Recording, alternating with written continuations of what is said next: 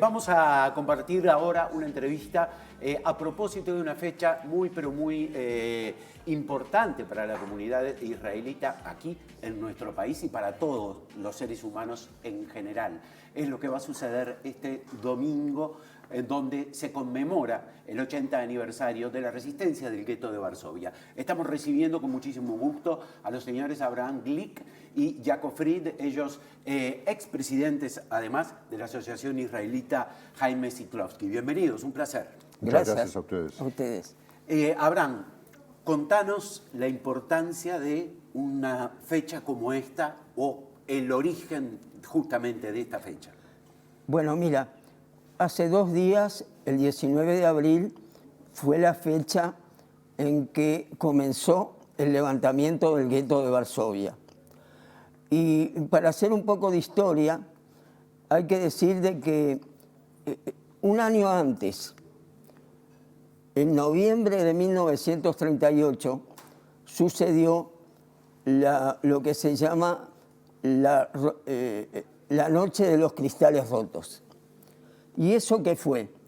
Eso fue una salvajada estimulada por los nazis para que la gente agrediera las casas donde vivían los judíos, los negocios y comercios en que estaban judíos se vandalizaron, se rompieron las vidrieras y de ahí surge el nombre La Noche de los Cristales Rotos. Oficialmente la guerra mundial todavía no había empezado. No había comenzado. Es decir, fue como una preparación. Y yendo a concretamente al gueto mismo, ¿en qué fecha cronológicamente sucede? ¿Estamos hablando en el apogeo del poderío nazi o del nacimiento? De ahí la importancia de esta fecha. Hay que decirte que el 1 de septiembre de 1939 los nazis invaden Polonia. Y ahí comienza el sufrimiento no solo de los habitantes judíos, también de los opositores polacos, ¿verdad? De los trabajadores sindicalizados, que también. Y entonces, del 1 de septiembre de 1939, 5 meses después, en febrero de 1940, se crea en Lodz, Polonia, el primer gueto. Allí son encerrados los judíos que vivían en esa ciudad. Acá no estamos hablando de campo de concentración, estamos hablando de un gueto. De un gueto, sí. Pero a partir de ahí se comienzan a hacer otros guetos y otros campos de concentración, que llegan a ser cientos y miles en toda Europa. Uno siempre imagina o tiene la imagen formada por las películas, ustedes obviamente tendrán otro tipo de aportes más directos, que el pueblo judío en ese momento siempre estaba desvalido, no se resistía. ¿Cómo fue esto de la resistencia, Jacob? Bueno, en realidad en parte es así, es decir, había una concepción, digamos, tampoco se tenía claro qué pasaba. O sea, cuando se forma el gueto de Varsovia, son prácticamente 500.000 personas, ¿no? Porque tenemos en cuenta de que en Polonia estaba concentrada una gran población judía. O sea, la mayor población judía de Europa Central estaba en Polonia. Perdona, 3,5 millones de judíos vivían en Polonia. Entonces, en el gueto, arranca con prácticamente 500.000 personas, ¿no? Primero con alambrada, después con muros que obligan con trabajos forzados a los propios integrantes del gueto a formar esos muros, a construir esos muros. Ahí no había conciencia todavía de lo que estaba pasando. O sea, no estaba claro, digamos, que de ahí iban a los campos de exterminio, por ejemplo, que fue lo que pasó, en definitiva, ¿no? Entonces, cuando se empieza a tomar conciencia, empiezan a sacar de los guetos para llevarlos a los campos de concentración y campos de exterminio al final, y de trabajos forzados, y algunos que logran escaparse y volver, empieza a llegar la información de lo que estaba pasando realmente. Entonces es a partir de esa información, digamos, que algunos empiezan a tomar conciencia de lo que les va a pasar y de que hay que empezar a organizarse y la necesidad de resistir a eso.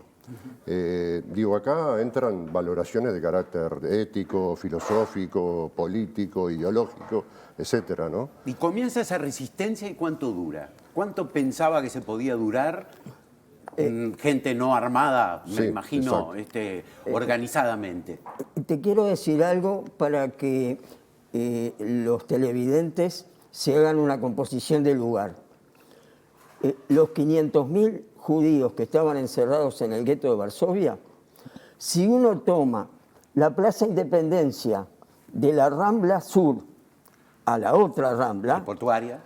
y va hasta el puerto, todo ese perímetro de la ciudad vieja encerraba a los 500.000 habitantes judíos. Es como si actualmente toda la población de Canelones fuera encerrada en el gueto. En la ciudad vieja. En la ciudad vieja. En la ciudad vieja. Háblame de la resistencia. ¿Cuánto se pensó que se iba a resistir y cuánto se resistió? Bueno, la idea primaria de los nazis era eliminar físicamente a todos los judíos. Entonces, se encierra en el gueto, pero cuando llega el frío, y el frío en Polonia es muy bravo, es muy intenso, ¿verdad? Y las posibilidades de comer cada día se hacen muy difíciles. Entonces, entre el hambre, las enfermedades producto del frío, las gripes, después el tifus, después los contagios, la gente se iba muriendo. Era el primer objetivo de los nazis, se iba muriendo, ¿verdad? Pero, ¿qué sucede? Nos estamos quedando sin tiempo, Abraham. Te digo para... bien. Te pregunto, ¿cuánto se resistió? No. Finalmente. No se resistió hasta el levantamiento del gueto de 1943.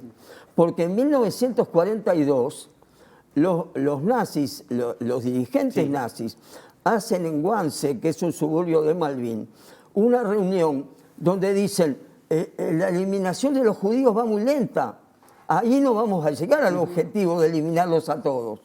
Entonces ahí es donde surge la idea de la creación de los crematorios y de las cámaras de gas.